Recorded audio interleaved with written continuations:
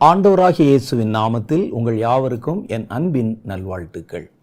சென்ற முறை நாம் சந்தித்து கொண்ட போது கடைசி காலத்தில் இஸ்ரவேலர்களுக்கு நடுவில் நடக்கிற எழுப்புதல் திட்டங்களை குறித்த பல செய்தியை, பல விவரங்களை நம்ம பார்த்தோம். கேட்க ரொம்ப இன்ட்ரெஸ்டிங்காக இருக்குது. எவ்வளோ பெரிய திட்டம் பார்த்தீங்களா? ஆண்டவருடைய மனசில் வச்சிருக்க காரியம். ஏதோ நம்ம மேல்போக்காக எழுப்புதல்னு சொல்கிறோம், எழுப்புதலுக்காக ஜெபம் பண்ணுறோம். எழுப்புதலாம் நிறைய பேருக்கு என்னென்ன தெரியாது, சொல்கிறாங்களே எல்லாருங்கிறதுக்காக நம்ம காரியங்களை செய்கிறோம். ஆனால் ஆராய்ஞ்சு பார்த்தா தான் தேவனுடைய மனதில் இருக்கிற திட்டத்தினுடைய பிரம்மாண்டம் என்னன்னு தெரியுது. பல காரியங்களை கர்த்தர் வச்சிருக்கிறார்.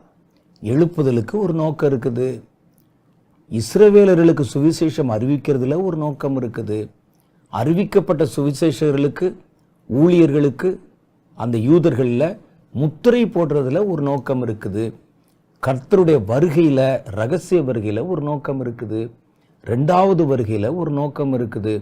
ஒரு பெரிய திட்டம் இது. இதில் ரொம்ப ஆச்சரியம் என்னென்னா, இந்த திட்டத்தில் உங்களுக்கும் எனக்கும் ஒரு சின்ன துரும்பை அசைக்கவாவது ஒரு பங்கு கிடைச்சிருக்கு பாருங்க. அது பெரிய ஆச்சரியம்.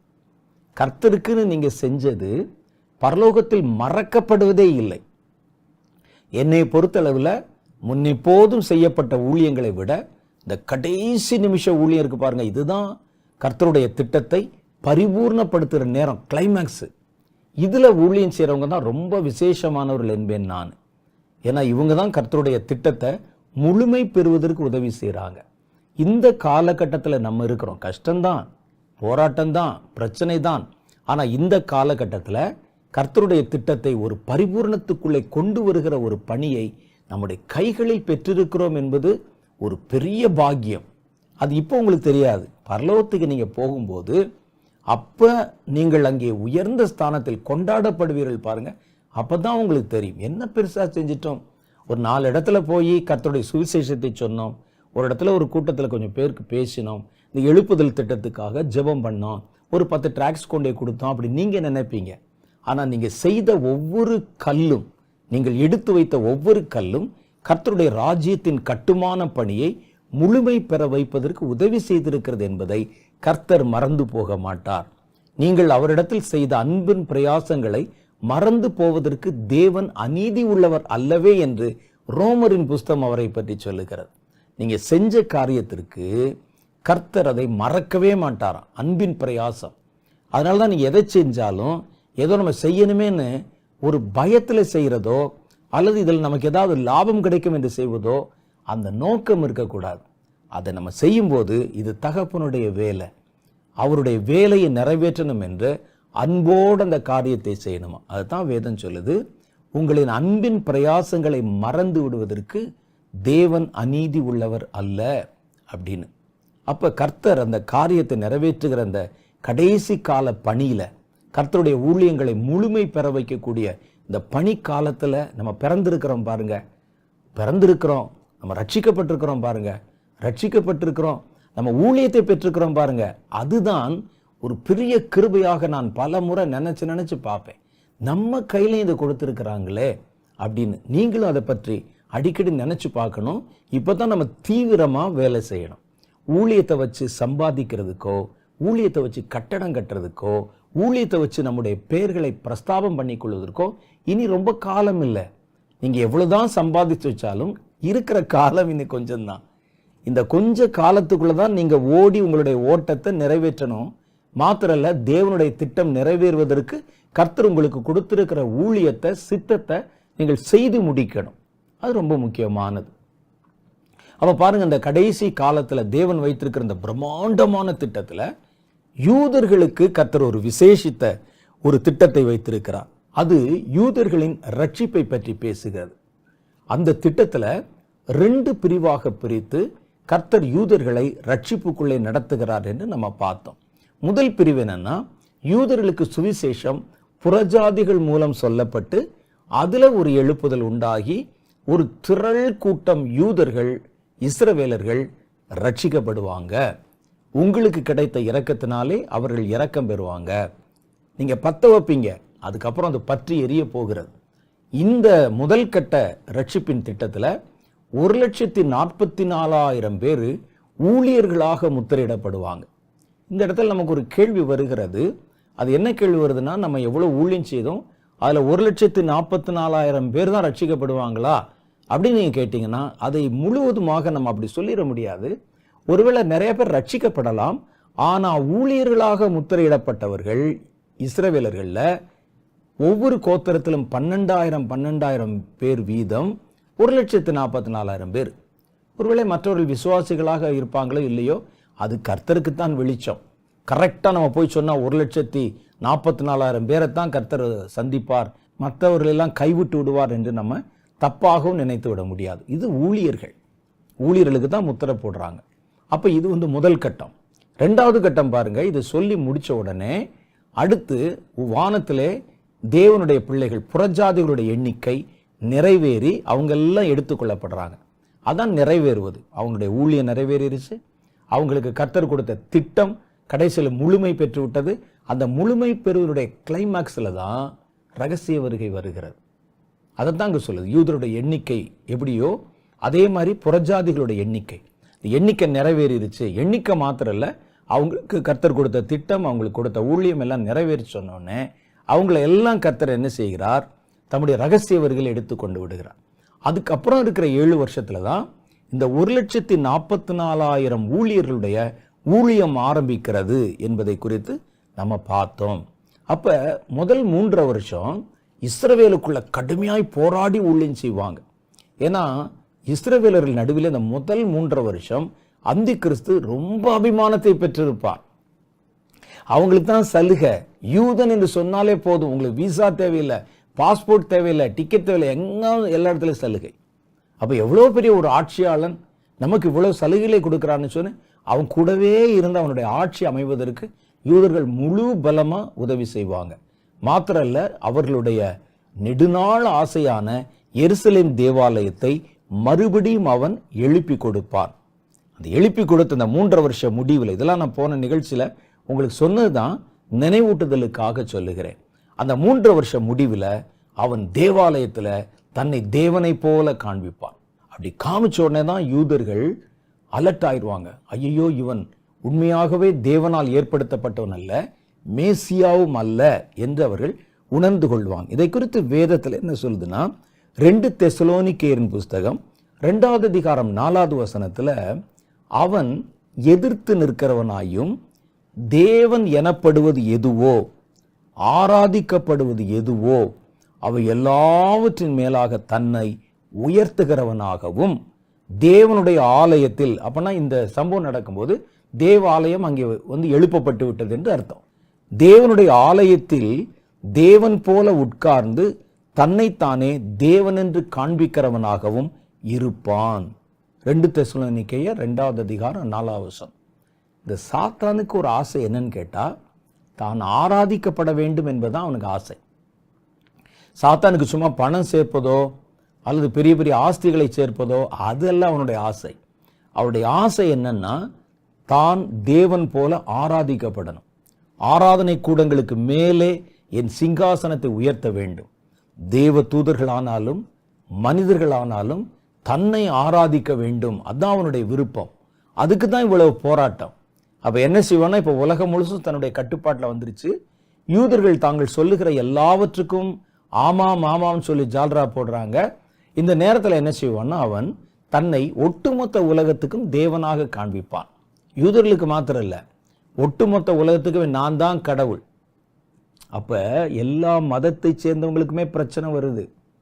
இந்துக்களுக்கு, இஸ்லாமியர்களுக்கு, எல்லாருக்கும் பிரச்சனை வருகிறது.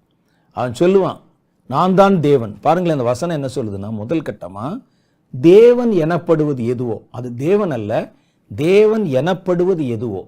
இன்னைக்கு தேவன் எனப்படுவது நிறைய இருக்குது. கல் இருக்குது, மரம் இருக்குது, ஆறு இருக்குது, கடல் இருக்குது, குளம் இருக்குது, மனிதர்கள் இருக்கிறாங்க. அவைகளெல்லாம் தேவன் தேவன் தேவன் என்று சொல்லி அடையாளப்படுத்தி காட்டியிருக்கிறாங்க. அது மாதிரி நிறைய பல இடங்களில் விக்கிரகங்கள் இருக்கிறது, பல்வேறு விதமான வழிபாட்டு முறைகள் இருக்கிறது. அதெல்லாம் பற்றி வேதம் சொல்லுது. தேவன் எனப்படுவது எதுவோ அது தேவன் அல்ல, ஆனா தேவன் என்று மனிதர்களால் நம்பப்படுவது எதுவோ, ஆராதிக்கப்படுவது எதுவோ. நீங்க எதை ஆராதிச்சாலும் சரி, ஒரு கட்டையை ஆராதிச்சாலும் சரி, ஒரு சிலையை ஆராதிச்சாலும் சரி, ஒரு இடத்தை ஆராதித்தாலும் சரி, ஒரு மரத்தை ஆராதித்தாலும் சரி, ஆராதிக்கப்படுவது எதுவோ அவைகள் எல்லாவற்றுக்கு மேலாக தன்னை உயர்த்துகிறவனாகவும், நான் தான் கடவுள், இந்த ஆராதனை எல்லாம் இருக்கக்கூடாது. இந்த நேபுகாத்நேச்சார் காலத்துல எப்படி ஒரு சிலை செய்யப்பட்டு அதை ஆராதிக்க வேண்டும் என்று சொன்னானோ, அதே மாதிரி இதை தவிர வேற யாரும் தங்கள் தங்கள் தேவர்களை ஆராதிக்க கூடாதுன்னு ஒரு சட்டத்தை கொண்டு வருவான். அது ஒரு பக்கம் போகட்டும். இன்னொரு பக்கத்துல பாருங்க, தேவாலயத்தின் மேலே. அப்ப இது எப்ப நடக்கும்னு கேட்டா, இந்த சட்டம் எப்ப வரும்? 2 தெசலோனிக்கேயரின் புஸ்தகம் 2:4 சொல்லப்பட்ட இந்த சம்பவம் எப்ப நடக்கும்னா, அந்த சம்பவம் நடக்கும்போது தேவாலயம் இருக்கும்.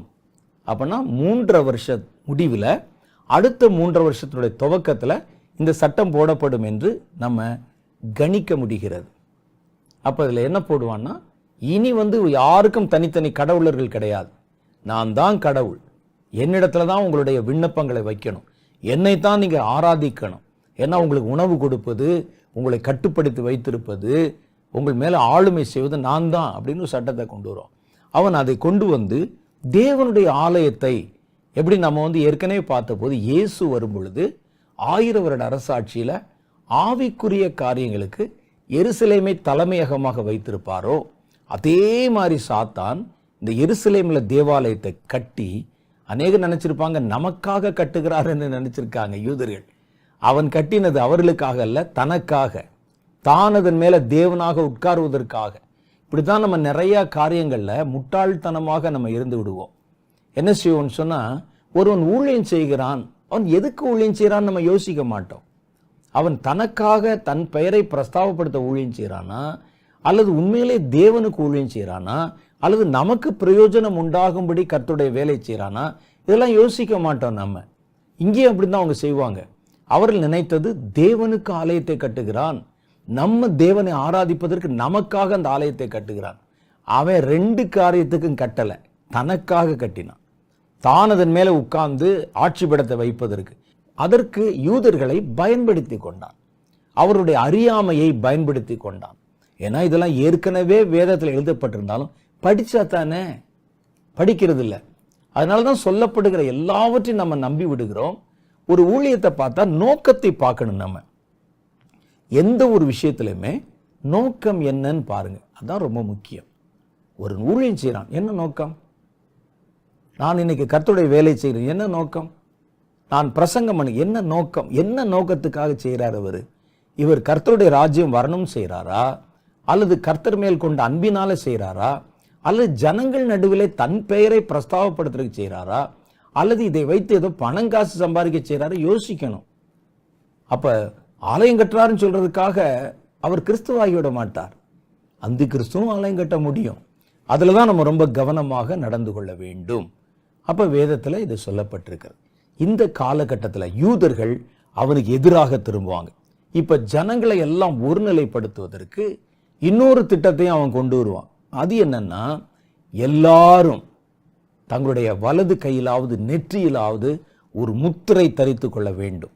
அந்த முத்திரையினுடைய அர்த்தம் என்னன்னு கேட்டீங்கன்னா, இவர்கள் என் ஆட்சியை சேர்ந்தவர்கள், என் குடிமக்கள் என்று அடையாளம் இடப்படுவதுதான் அந்த நோக்கம். அதற்கு அவன் பல்வேறு விதமான ஒரு தேவைகளை உண்டு பண்ணி, டிமாண்ட்ஸை உண்டு பண்ணி, நம்ம அது இல்லாமல் வாழ முடியாது என்கிற ஒரு நம்பிக்கையை ஏற்படுத்தி எல்லாரையும் மறைமுகமாக வற்புறுத்துவதன் மூலம் இந்த முத்திரையை பெற்றுக்கொள்வதற்கு அவன் அவர்களை நிர்பந்தம் பண்ணுவான்.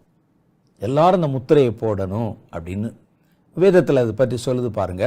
வெளிப்படுத்தின விசேஷம் 13ஆம் அதிகாரம் 15 - 17 வரைக்கும் உண்டான வசனங்கள்.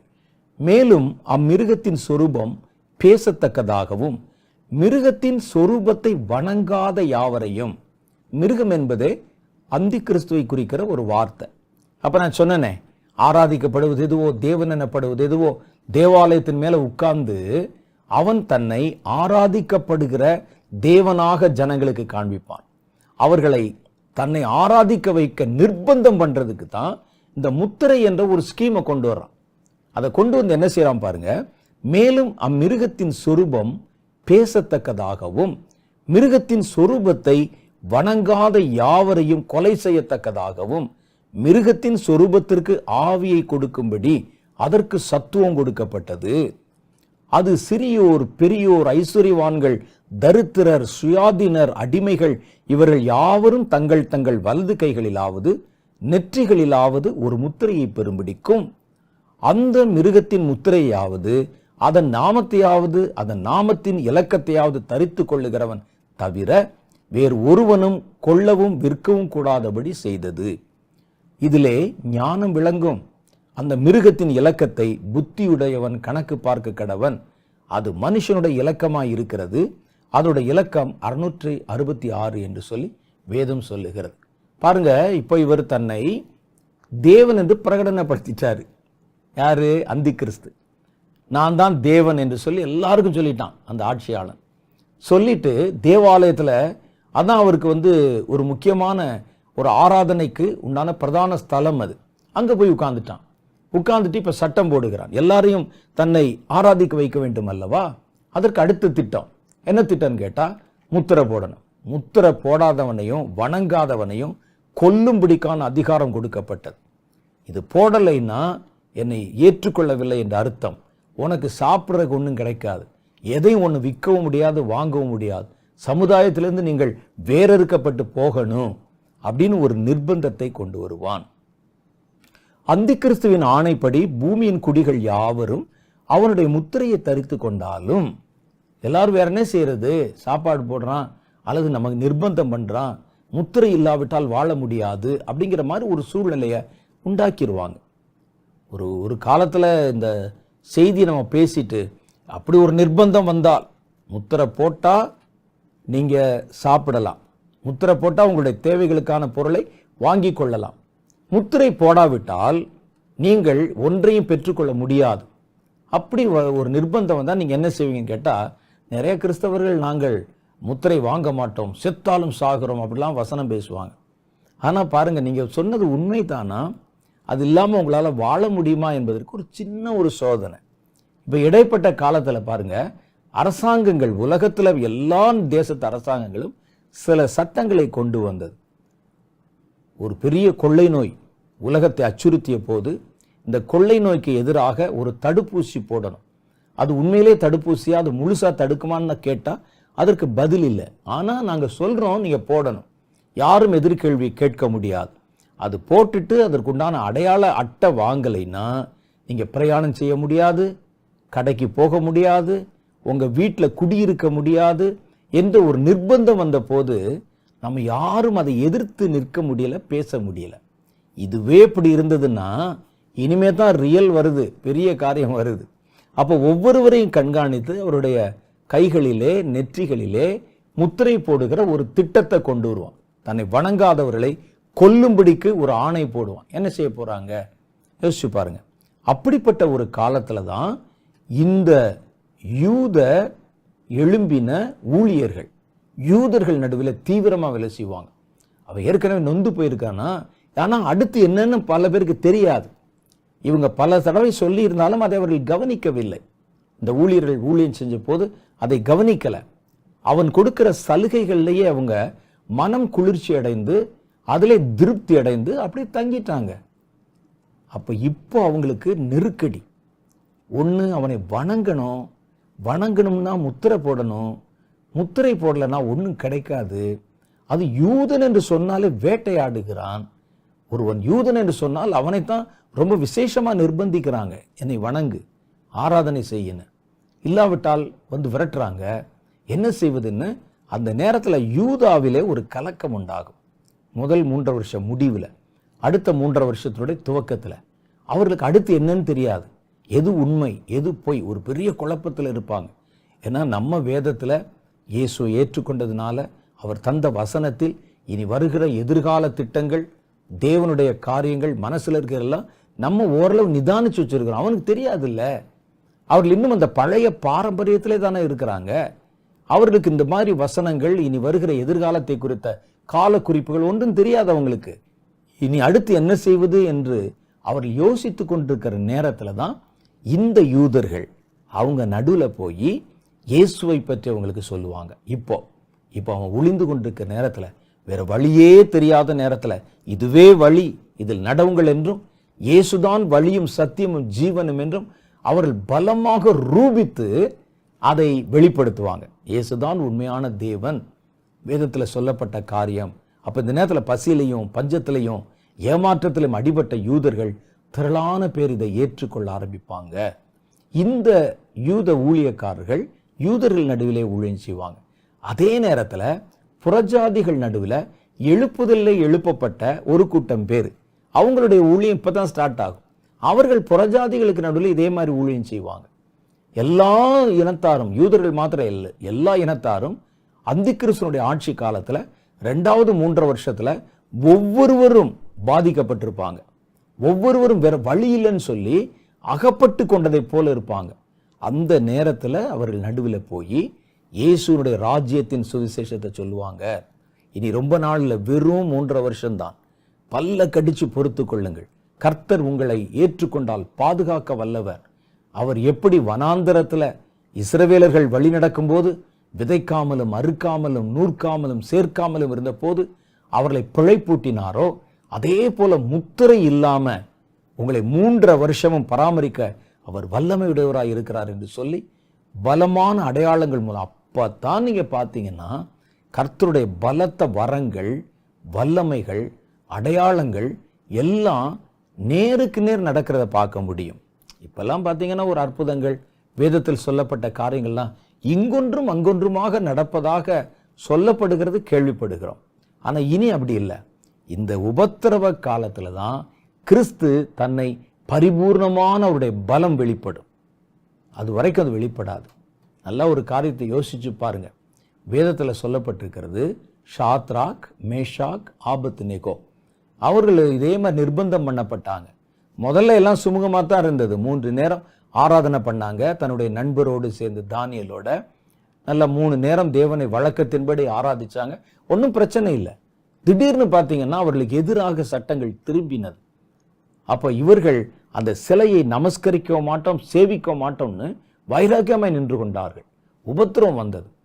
7 மடங்கு சூடாக்கப்பட்ட ஒரு சூளை, அந்த சூளையில் இவங்களை தூக்கி போட்டாங்க. இவங்களை தூக்கி போடுற வரைக்கும் ஒன்றும் தெரியல. அவங்கள உள்ள போனாங்க பாருங்க, அந்த உபத்திரவத்துக்குள்ள போனாங்கல்ல, அந்த உபத்திரவத்துக்குள்ள போகும்போது அவர்களோடு 4வதாய் ஒருவர் வெளிப்பட்டார். கர்த்தர் கிறிஸ்து தன்னை வெளிப்படுத்தினார். அவர் அப்பதான் உள்ள வந்தாரா? இல்ல, அவர்களோட தான் இருந்தார். எப்பவுமே அவங்களுடைய ஜெபத்தை கேட்டார். அவர்கள் நடுவில் தான் வாசம் பண்ணினார். ஆனா அவர் தன்னை வெளிப்படுத்தினது எப்பன்னு கேட்டா, உபத்திரவத்தின் உச்சத்திலே அவர்கள் புறப்பட்டு போன போது.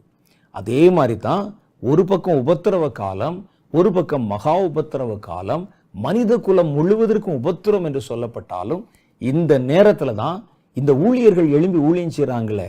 ஒரு பக்கம் பார்த்தா 1,44,000 பேர் இஸ்ரவேலிருந்து எழும்பின ஊழியர்கள், இன்னொரு பக்கத்துல எழுப்புதலிருந்து எழும்பின புறஜாதிகளிலிருந்து புறப்பட்ட எழுப்புதல் வீரர்கள், ஊழியர்கள். இவங்க எல்லாம் அந்த அந்தி கிறிஸ்துவின் ஆட்சிக்கு எதிராக கிரியை செய்ய ஆரம்பிப்பாங்க. இவங்க சும்மா இப்ப நீங்க பார்க்குற ஊழியர்கள் மாதிரி ஏப்ப சாப்பையெல்லாம் இருக்க மாட்டான். இப்ப நீங்க பார்க்குற ஊழியக்காரர்கள் மாதிரி ஏதாவது நமக்கு ஒரு லாபம் கிடைத்தால் எதையும் மறுத்து பேச அல்லது அப்படிலாம் இருக்க மாட்டான். யோசிக்கிறதுக்கே நேரம் இருக்காது அவர்களுக்கு. இப்போ நமக்கு நம்ம சுலபமா யோசிக்க முடியுது. அதனால நம்ம லேண்ட் வாங்கலாமா, நிலம் வாங்கலாமா, கார் வாங்கலாமா, விமானம் வாங்கலாமான்னு யோசிச்சுட்டு இருக்கீங்க. அப்பெல்லாம் பரபரப்பா தீ வச்ச மாதிரி ஓடிட்டு இருப்பாங்க.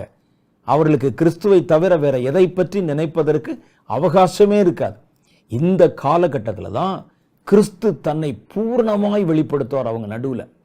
வரங்கள், வல்லமைகள். அந்த நேரத்தில் ஒருவன் இந்த ஆட்சியை எதிர்த்து இவர்கள் சொல்லுகிற சுவிசேஷத்தை கீழ்ப்படிந்து கர்த்தரை ஏற்றுக்கொண்டு ரட்சிக்கப்பட்டால் அவர்களை கர்த்தர் இயற்கைக்கு மேற்பட்ட விதத்திலே பாதுகாத்து நடத்துவார். அதுல சந்தேகமே கிடையாது. ஏன்னா இயேசு வரும்போது ஒரு கூட்டம் ஜனங்கள் மீதியாய் விடப்பட்டிருக்கணும், அவங்கள தான் கர்த்தர் ஆளுமை செய்வதற்காக வருகிறார். அப்போ கர்த்தர் தீவிரமா அந்த நேரத்துல தம்முடைய வல்லமை அவர் வெளிப்படுத்துவார். இதெல்லாம் அந்த நேரத்துல நடக்கும். இவர்கள் தீவிரமாக இந்த 1,44,000 பேர் இருக்காங்க பாருங்க, அவர்களை ஊழியர்கள் என்று வேதம் சொல்லுகிறார். அவங்க யூதர்களுக்கு நடுவில் ஊழியம் செய்வாங்க. முதல் 3.5 வருஷம் ஊழியம் செய்வாங்க. ஆனா கஷ்டமா இருக்கும். யூதர்களே அவர்களை காட்டி கொடுப்பாங்க, எல்லாம் செய்வாங்க. 3.5 வருஷம் முடிவுல அப்படியே சூழ்நிலை மாறி போச்சா, இப்போ அவங்க தீவிரமா ஒளிந்து கொண்டிருக்கிற யூதர்களை தேடி தேடி சுவிசேஷம் அறிவிப்பாங்க. அவர்களுக்கு தேவனுடைய ஒரு பெரிய பாதுகாப்பை வாங்கி கொடுப்பாங்க. சாத்தானை எதிர்த்து நிற்பதற்கான பலத்தை கற்பிப்பாங்க. அப்போ ஒரு கூட்டம் யூதர்களும் அங்கே சந்திக்கப்படுவாங்க. அப்ப இந்த நேரத்துல தான் இவர்களுக்கு அந்த ஊழியம் வைக்கப்பட்டிருக்கிறது. நீங்க வேதத்துல நீங்க நல்லா வாசிச்சு பார்த்தீங்கன்னா, வெளிப்படுத்தின விசேஷம் 7வது அதிகாரம் 3வது வசனத்துல அவர்களை இந்த எழுப்புதல் காலத்துல சந்திக்கப்படுகிற யூதர்களை அல்லது இஸ்ரவேல் கோத்திரத்தாரை ஊழியர்கள் என்றுதான் பெயர் சொல்லப்பட்டிருக்கிறது. நாம் நமது தேவனுடைய ஊழியக்காரரின் நெற்றிகளிலே முத்திரை போட்டு தீருமளவும் பூமியையும் சமுத்திரத்தையும் மரங்களையும் சேதப்படுத்தாதிருங்கள் என்று மகா சப்தமிட்டு கூப்பிட்டான். பார்த்தீங்களா? அப்ப இவங்கெல்லாம் அந்த 1,44,000 பேர் முத்திரை போடுறாங்களே இந்த எழுப்புதல் காலத்துல இஸ்ரவேல் கோத்திரத்துல. இதை பற்றி நான் உங்களுக்கு ஒரு காரியம் சொல்லணும். சிலர் சொல்லுவாங்க, இந்த 1,44,000 பேர் எங்க சபையில இருக்காங்கன்னு சொல்லுவாங்க. எங்க சபையில தான் 1,44,000 பேர் இருக்காங்க, எங்க ஊழியத்துல தான் 1,44,000. நம்பாதீங்க. அந்த 1,44,000 பேர் இஸ்ரவேல் கோத்திரத்தார் நடுவில் தான் இருக்கிறாங்க. அது பேர் போட்டே போட்டிருக்கு பாருங்க. சிமியோன்ல இவ்வளவு பேரு, ரூபன்ல இவ்வளவு பேரு, யூதாவில் இவ்வளவு பேரு, மனாசேல இவ்வளவு பேருன்னு சொல்லி நம்பர் போட்டு வச்சிருக்கும் போது, நீங்க இந்தியாவில் ஒரு சபை வச்சுக்கிட்டு அல்லது ஏதோ ஒரு தேசத்துல ஒரு சபை வைத்துக்கொண்டு எங்க சபையில இருக்காங்கன்னு சொன்னா நம்பாதீங்க. அதுதான் பைபிளை நல்லா படிங்க என்று சொல்வது. இந்த 1,44,000 பேரும் இஸ்ரவேல் கோத்திரத்தை சேர்ந்தவர்கள், இஸ்ரவேலர்கள். அவங்கள தான் முத்திரை போடுவாங்க. 1,44,000 பேர். இவர்களை வேதம் ஊழியர்கள் என்று சொல்லுகிறது. இந்த இடத்துல நமக்கு ஒரு கேள்வி வருகிறது. இவங்க முத்திரை போடுறதுக்கு முன்னாலே ஊழியம் செஞ்சுட்டு இருந்தாங்களா, அல்லது முத்திரை போட்ட பிறகு ஊழியம் செய்ய போறாங்களா? நாம் நம்முடைய ஊழியர்களின் நெற்றிகளிலேன்னு போட்டிருக்கேன். அப்ப இதை சொல்லும்போது அவர்கள் ஊழியம் செஞ்சுக்கிட்டு இருந்தா தானே அவர்களை ஊழியர் என்று சொல்ல முடியும். இப்ப இந்த ஊர்ல ஊழியர்களுடைய நெற்றியிலே முத்திரை போடுனா இப்ப ஊழியம் செய்யறவன் தான் அர்த்தம். ஆனா கிறிஸ்துவை பொறுத்தளவில் அவர் எதிர்காலத்தில் நீங்கள் என்னவாய் மாறப்போகிறீர்களோ அதை நிகழ்காலத்திலே சொல்ல ஆரம்பித்து விடுவார். நீங்க இப்ப ஊழியம் செய்யணும்னு அர்த்தம் இல்லை. இப்போ நீங்க இயேசுவை அறியாம இருப்பீங்க, அவன் என் ஊழியக்காரன் என்று கர்த்தர் சொல்லிடுவார். சொன்னார்னா என்ன அர்த்தம்னா எதிர்காலத்துல ஊழியம் செய்ய போறான் அப்படின்னு அர்த்தம். இந்த 1,44,000 பேரும் இப்போ ஊழியம் செய்து கொண்டிருக்கவில்லை. நீங்க அந்த இடத்தை தப்பா புரிஞ்சுக்கிற கூடாது. அந்த இடத்தை வாசிக்கும் போது நீங்கள் தேவனுடைய அந்த 1,44,000 பேரை என் ஊழியர்கள் என்று சொல்லி இருக்கிற, அப்ப இப்பவே யூத கோத்திரத்துல 1,44,000 ஊழியர்கள் இருக்கிறாங்களா நீங்க கேட்க கூடாது. அவர்கள் இப்போ ஊழியம் செய்யவில்லை, ஆனால் இனிமேல் ஊழியம் செய்வார்கள். ஆனால் அவர்கள் இனிமேல் செய்ய போகிற ஊழியத்தை இப்பொழுதே அடையாளம் இடப்பட்டு ஊழியர்கள் என்ற பெயர் கொடுக்கப்பட்டு அழைக்கப்படுகிறார்கள். ஒரு சின்ன உதாரணம் சொல்றேன் பாருங்க. இந்த கிதியோனுடைய வாழ்க்கையில கிதியோன் பலவீனனாய் இருந்த போது அந்த மீதியானியர்கள் என்ன செய்வாங்கன்னா, இந்த இஸ்ரவேலர்கள் வைத்திருக்கிற நெல் வளர்ந்து நல்ல கனி கொடுக்கிற நேரத்துல அறுவடை காலத்துக்கு முன்னால படையெடுத்து எல்லாத்தையும் கொள்ளையடிச்சிட்டு போயிடுவாங்க. எல்லாரும் பயந்துட்டு இருப்பாங்க. வீட்டுக்குள்ள களஞ்சியங்களை உடைத்து அறுவடையை நடத்தி எல்லாத்தையும் தூக்கிட்டு போயிடுவாங்க. பயப்படுவாங்க கொள்ளையர்கள் அவங்க. அந்த மாதிரி ஒரு சூழ்நிலையில இந்த கிதியோன் குடும்பத்துக்கு ஒரு பெரிய லேண்ட் இருக்குது. அவங்க அந்த எல்லாம் அறுவடை செய்து யாரும் பாத்திரக்கூடாதுன்னு வீட்டுக்கு பின்னால ஆலைக்கு பின்னால இருக்கிற இடத்துல பயத்தோட அவர் அந்த நெற்கதிர்களை அடித்து கொண்டிருந்தார். அப்படி போரடித்து கொண்டிருக்கிற நேரத்துல ஒரு தேவதூதன் நின்று பராக்கிரமசாலியே என்றான். பராக்கிரமசாலியே கர்த்தர் உன்னோடு இருக்கிறார் என்றான். அப்ப இவருக்கு ஒரு சந்தேகம், இவர் இந்த ஆள் உண்மையிலே சொல்றாரா அல்லது கேலி செய்யறாரா? நானே பயந்து போய் மீதியானர் வந்துருவானா, தேசத்துல படையெடுத்து வந்துருவாங்களா, வெளியே வச்சு அடிச்சா ஒரு கதிர் பதற அங்கே வெளியே பறந்து போனா கூட அதை பார்த்துட்டு மோப்பம் பிடிச்சு வந்துருவானான்னு பயந்து போய் வீட்டுக்கு பின்னால ஆலைக்கு பின்னால இருக்கிற இடத்துல நான் இந்த கதிர்களை அடித்து கொண்டிருக்கிறேன். இங்கே என்னை பார்த்து பராக்கிரமசாலின்னு சொல்ற அளவுக்கு நான் என்ன பராக்கிரமம் செஞ்சேன்? நான் என்ன ஒரு பெரிய யுத்தம் செஞ்சேனா, யுத்த வீரனா, என்ன பெரிய பராக்கிரமம் செய்து விட்டேன்? அப்ப அவர் கேட்க, கர்த்தர் என் கூட இருக்கிறான்னு சொல்றீங்களே, கர்த்தர் எங்களோடு இருந்தார், எங்களுக்கு இதெல்லாம் சம்பவிப்பானேன்? நான் பராக்கிரமசாலியா இருந்தால் இதெல்லாம் எனக்கு நடப்பானேன் என்றவர் கேட்கிறார். ஆனா அந்த தூதன் சொன்னது இப்ப அவர் பராக்கிரமசாலியா இருக்கிறார் என்று அல்ல, இறந்த காலத்துல முன்னால கொஞ்ச நாளைக்கு முன்னால பராக்கிரமம் செய்தான் என்பதற்காக அல்ல, இனி பராக்கிரமம் செய்ய போகிறான் என்பதற்காக. அவர் சொன்ன மாதிரியே பாருங்க, கிதியோன் இனி பராக்கிரமம் செய்து மீதியானியர்களுக்கு எதிராக கர்த்தருடைய சேனையை திரட்டி கொண்டு போனான். அதே மாதிரி தான் இந்த யூதர்களும் இப்ப ஊழியம் செய்யல, ஆனால் அவர்கள் முத்திரை வாங்கின பிறகு ஊழியம் செய்ய போறாங்க. கடினமான ஊழியம். அந்தி கிறிஸ்துனுடைய ஆட்சியை எதிர்த்து, அவன் வைத்திருக்கிற எல்லா தந்திரங்களையும் எதிர்த்து, யூதர்கள் கூட இஸ்ரவேலர்கள் கூட அவர்களை காட்டி கொடுக்கிற அந்த காலகட்டத்தில் அதையெல்லாம் தாங்கி கொண்டு கர்த்தருடைய திட்டத்தையும் சித்தத்தையும் நிறைவேற்றுவதற்கு 1,44,000 பலம் நிறைந்த ஊழியர்களை கர்த்தர் இஸ்ரவேலிலிருந்து எழும்ப பண்ண போகிறார். அதான் அந்த திட்டம், அதான் அந்த காரியம். எவ்வளவு ஆச்சரியமா இருக்கு பாத்தீங்களா? அப்ப இது அங்கே நடக்கும். இவர்கள் மூலம் யூதர்களில் திரளான பேரு சந்திக்கப்படுவாங்க. அப்புறம் இன்னொரு காரியம் இருக்குது. வெளிப்படுத்தின விசேஷம் 11வது அதிகாரத்துல வானத்திலிருந்து இறங்கி வரும் 2 சாட்சிகள். அவங்க 2 பேர் இறங்கி வருவாங்க. நிறைய பேர் அதை பற்றி மோசேயும் எலியாவுமா இருக்கும் அப்படின்னு சொல்றாங்க. இன்னும் சிலர் ஏனோக்கும் எலியாவுமா இருக்கும் சொல்றாங்க. ஏன்னா ஏனோக்கும் எலியாவும் தான் உயிரோடு எடுத்துக்கொள்ளப்பட்டவர்கள். மோசே மரணம் அடைந்தாரே அப்படின்னு சொல்றாங்க. நமக்கு அது யார் என்பது முக்கியம் அல்ல. 2 சாட்சிகள் வானத்திலிருந்து இறங்கி வருவாங்களாம். அவங்க இறங்கி வந்து, நீங்க வெளிப்படுத்தின விசேஷம் 11 படிங்க. அப்ப அந்தி கிறிஸ்து ஆட்சி நடந்துட்டு இருக்கு. எல்லாரும் இவன் தான் கடவுளுங்கிற மாதிரி நினைக்கிறாங்க. ஏன்னா அவன் செய்யறது இல்லாம அவனுக்கு வாய்க்குது. ஒரு இடத்துல யுத்தத்துக்கு போனா ஜெயிச்சிடறான், எலெக்ஷன் வச்சா ஜெயிச்சிடறான். யாரும் அவனை அசைக்க முடியவில்லை. மிருக பலத்தோட வளர்ந்து கொண்டிருக்கிறான். அவன் தன்னை மந்திர வித்தைகளினாலும் ஸ்தம்பன வித்தைகளினாலும் தன்னை தேவனை போல காண்பிக்கிறான். பெரிய பெரிய அற்புதம் செய்யறான்.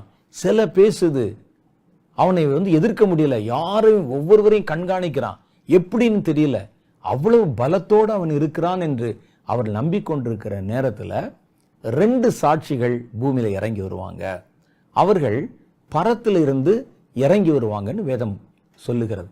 இதை குறித்த இன்னும் ரொம்ப ஊக்கமூட்டக்கூடிய இன்ட்ரெஸ்டிங்கான பல தகவல்களை நம்ம அடுத்த நிகழ்ச்சியில தெளிவாய் பார்க்கலாம். அதுவரை கர்த்தர் உங்களை ஆசீர்வதித்து காப்பாராக. ஆமென்.